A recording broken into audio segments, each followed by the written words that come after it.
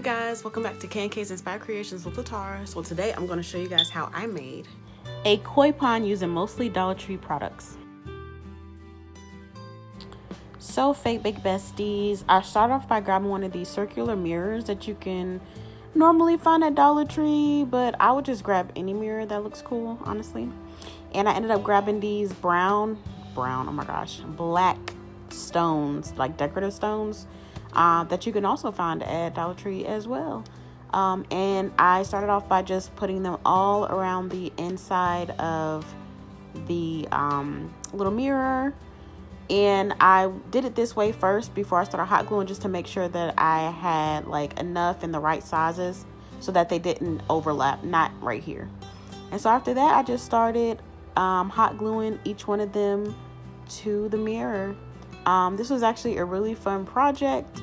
And yeah, this didn't take too long. It really wasn't expensive. I don't know why I'm stuttering, but it wasn't expensive. It only took a couple of different items to make it. So if you're still trying to figure out what you can make your dad for Father's Day, especially if he's somebody who likes to fish or likes like stuff that's like peaceful and stuff like that, I think this would be an awesome gift. That's why I made this. I made this for a guy who likes to fish. So I wanted to make something with fish, and this is what I came up with.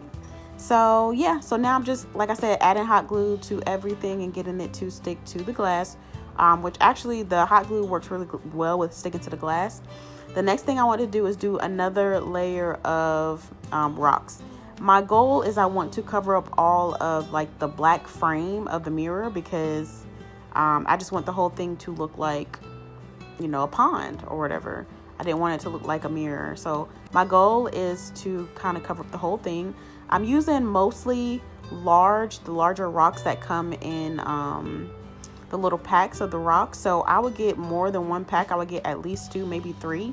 That way you can pick out the larger rocks, because it just works better. I mean, you could probably do a whole bunch of small ones too. It might take longer.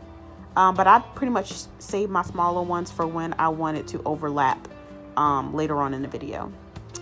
So that's pretty much all I'm doing. Like I said, I'm doing this row, and then I'm going to do another row on the outside just to cover up the rest of the frame. And that's where I use some more of those, you know, bigger rocks. It only took like 1 rock per spot instead of a whole bunch of small ones. But yeah, so I'm just going to do that. And while I'm doing that, I do want to take a moment. Thank you so much for watching my videos. You can be watching anybody else's videos on the planet, but you're watching mine, and I'm so appreciative of that. If this is your first time here, welcome to my little pastel bakery corner of the internet. And if you are returning, hey, fake bake bestie, thank you so much for coming back. Here we create fake baked desserts, seasonal decor normally, and fun DIY pieces that look good enough to eat. So if that is your vibe, go ahead and subscribe, and do not forget to hit that notification bell so you never miss a tutorial.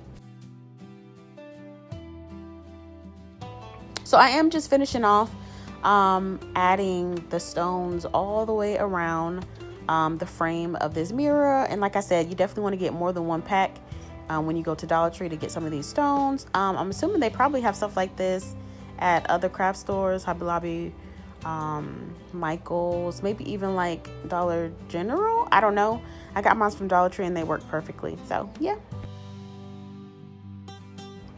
And then the next thing I did is like I said, took some of those smaller rocks and just covered up, like if you could see some of the frame. I used the smaller rocks to kind of overlap the bigger rocks to kind of cover that up, and just to make it look like one big kind of piece, you know, like if you went somewhere and there was a whole bunch of rocks, like, you know, for the most part all you see is rocks. You don't really see the ground or the grass or anything like that. So that's what I was trying to do. I just wanted to cover it up.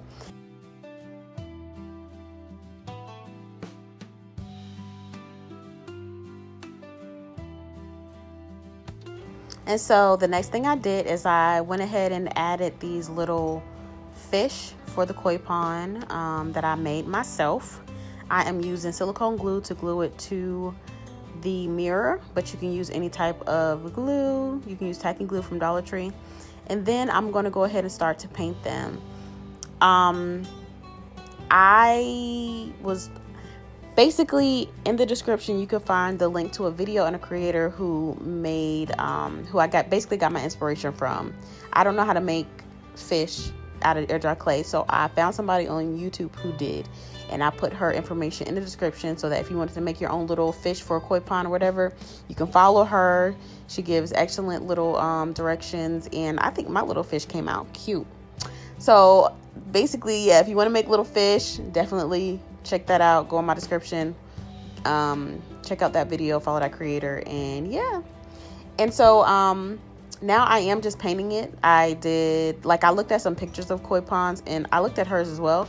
But when I looked at pictures of koi ponds, fishies, they were like really bright colors. So I did this one yellow, I did these yellow and black. Yeah, yellow and red. What is wrong with me today? So I'll start off just kind of, there's a picture that I'm looking at that I'm basically going off of while I'm painting these little fish. So, you know, you can always do that. What's on my forehead? I just noticed there's something on my forehead. But anyways, if you want to do something like that when you're doing your fish or you're painting your fish, you definitely can. I don't know why I waited until I glued it down to paint them. I have absolutely no why. I guess maybe I didn't know what parts were going to be able, like what parts you would be able to see and what parts you wouldn't be able to see. I'm not sure. But if I did this again, I think it'll be easier just to paint it beforehand. I could have glued it down because while I was painting it, they didn't move at all. So I'm not sure. I guess try it either way. Glue it, don't glue it. Actually, I surprisingly didn't get like any glue on the glass. But yeah, I'm not sure why I painted it that way. But like I said, I did red and I did yellow paint on these cute little fishies. I want to say that's red. I really can't tell. It might have been orange. No, I think it is red. Yeah, I think it's red. But you can do yours any color you want.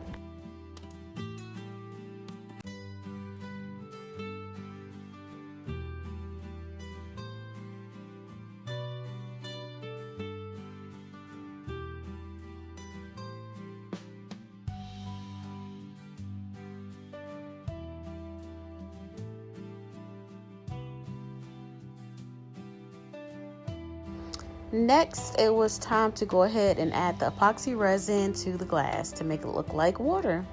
So this is the epoxy resin, clear epoxy resin, you know, equal parts or whatever. If you buy epoxy resin, just follow the directions. I cannot tell you how much I used, but my goal was to cover the fish mostly. I think the top fins of the fish are exposed. But the rest of the fish are submerged.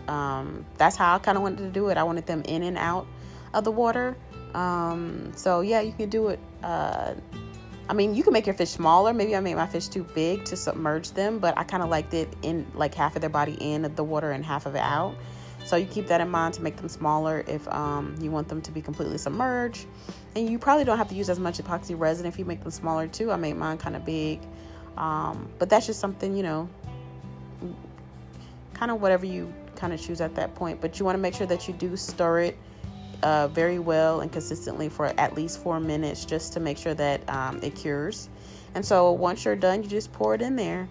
And like I said, I'm going to end up pouring the same amount in there twice so that it covers most of the fish, but the top fins are actually submerged, and it came out really cute.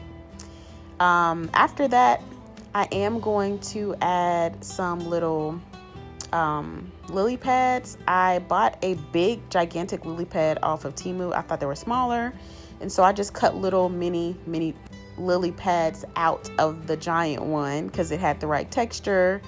And then I'm just going to simply place them on top of the epoxy resin, you know, while it's still wet so that can dry and cure together. I'm using the heat gun basically just to get rid of any air bubbles. Not 100% necessary because it is water, and water does have like bubbles in it and stuff like that. So not something you absolutely have to do. And I did realize that when it was curing, it did create a couple of air bubbles. So it made it look more realistic in my opinion. The last thing I did is I took some, I want to say this is reindeer moss. It's the green moss from Dollar Tree.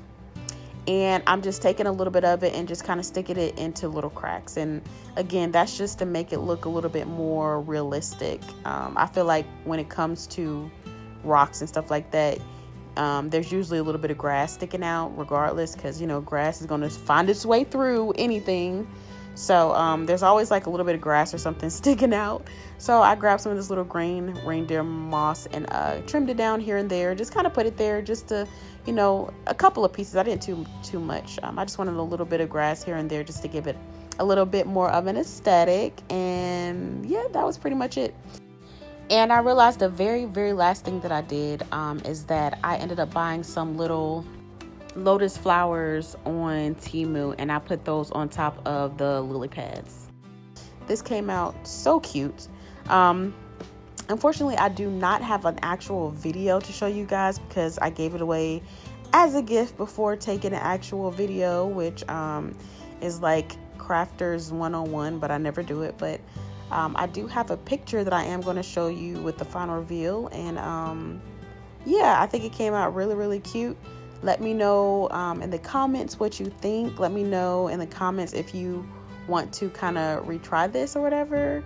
And don't forget to hit that like and subscribe button. And until next time, keep it sweet and keep it creative.